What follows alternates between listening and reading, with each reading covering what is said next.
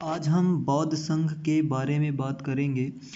तो बुद्ध का जन्म एक गणतंत्री राज्य में हुआ था, इसलिए उन्होंने गणतांत्रिक पद्धति के आधार पर अपने भिक्षु संघ का नाम संघ रखा था। उसका संघ वस्तुतः एक धार्मिक गणतंत्र था। उनमें कभी सदस्यों के अधिकार समान थे, वहाँ ना कोई छोटा था और ना कोई बड़ा। संघ के सभा के सदस्यों को बैठने की सारी व्यवस्थाएं एक अधिकारी द्वारा किया जाता था। अब अगर बौद्ध संघ की बात करें तो बौद्ध संघ की परिभाषा के बारे में, तो बौद्ध संघ में प्रवेश हेतु कुछ महत्वपूर्ण योग्यताएं होना अनिवार्य था। तद बौद्ध संघ एक प्रकार का संस्था था।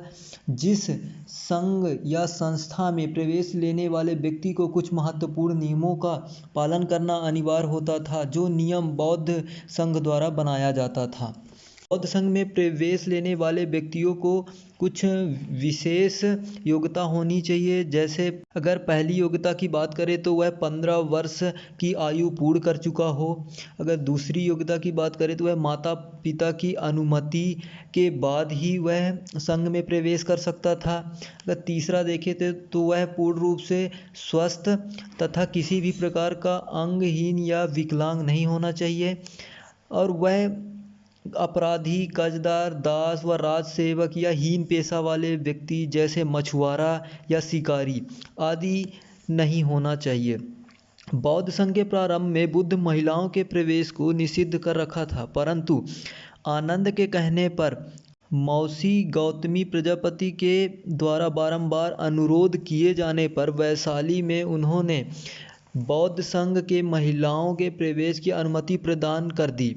महात्मा बुद्ध ने कहा था कि महिलाओं के प्रवेश न दिए जाने पर हमारा धर्म 1000 वर्षों तक अस्तित्व में रहता, किंतु इसके प्रवेश से अब यह धर्म केवल 500 वर्षों तक ही जीवित रहेगा। इस प्रकार वैशाली में ही सर्वप्रथम भिक्षुणी संघ की स्थापना की गई। बौद्ध संघ में सर्वप्रथम जिस महिला को प्रवेश की अनुमति प्रदान की गई थी वो प्रजापति गौतमी थी। इसके बाद मौसी की पुत्र नंदा और पत्नी यशोधरा को बौद्ध संघ में प्रवेश दिया गया।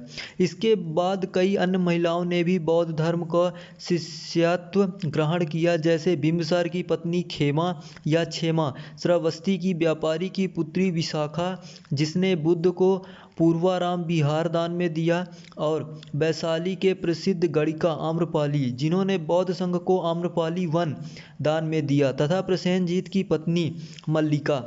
अब भिक्षुओं को बौद्ध संघ में प्रवेश हेतु 10 शील या 10 शील आचरण दिए गए हैं, जिसका वह पालन अनिवार्य है। तो बौद्ध धर्म में सभी भिक्षुओं के लिए 10 नियम का पालन अनिवार्य होता था, जिसे 10 शील कहा जाता है। ये 10 शील, जो पहला है जीव हिंसा से दूर रहना, अर्थात किसी भी प्रकार के जीव जंतु को मारना नहीं चाहिए। दूसरा, चोरी से दूर रहना चाहिए। तीसरा, ब्रह्मचर्य का पालन करना चाहिए। चौथा, असत्य वचन से दूर रहना चाहिए।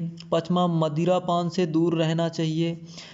छठवां है असमय भोजन से दूर रहना चाहिए। सातवां, नृत्य गायन से दूर रहना चाहिए।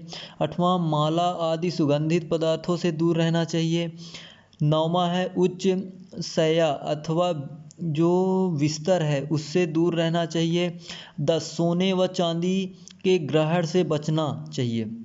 बौद्ध भिक्षुओं के लिए आभूषण पहनना मना था, किंतु फिर भी कहीं कहीं बिहार में भिक्षु वर्णफूल, कुंडल, अंगूठी आदि धारण करते थे।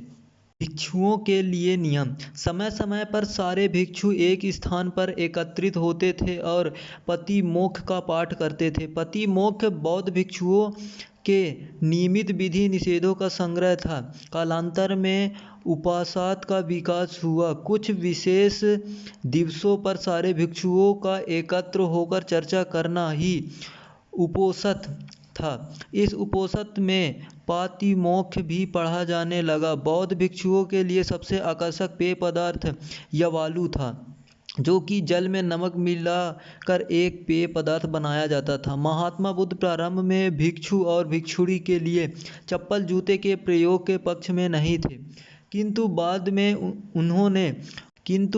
में उन्होंने उनकी अनुमति देनी पड़ी ताकि पैरों की सुरक्षा हो सके। बौद्ध धर्म के मद्यपान का निषेध था, परंतु औषधि के रूप में इसे लिया जा सकता था। बौद्ध संघ में आचार्य व उपाध्याय बताने के लिए कम से कम 10 वर्ष की आयु भिक्षु जीवन बिताना अनिवार्य होता था।